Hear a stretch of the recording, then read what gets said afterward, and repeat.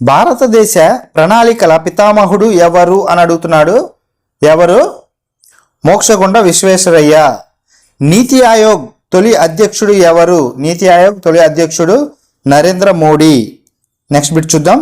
నీతి ఆయోగ్ తొలి ఉపాధ్యక్షుడు ఎవరు? ఎవరు? అరవింద్ పనగారియా. నీతి ఆయోగ్ తొలి సిఇఓ ఎవరు అని అడుగుతున్నారు. ఎవరు? సింధుశ్రీ కుల్లర్. ఎవరు? సింధుశ్రీ కుల్లర్. 17వ బిట్ చూద్దాం. మొదటి పంచవర్ష ప్రణాళిక సంఘ ఉపాధ్యక్షుడు ఎవరు? మొదటి పంచవర్ష ప్రణాళిక సంఘ ఉపాధ్యక్షుడు ఎవరు అని అడుగుతున్నారు. ఎవరు? గుల్జారీలాల్ నందా. ధైర్యంతో కూడిన ప్రణాళికగా భావించబడినది ఏది అని అడుగుతున్నారు. ఏంటిది? ధైర్యంతో కూడిన ప్రణాళికగా భావించబడినది ఏది అని అడుగుతున్నాడు.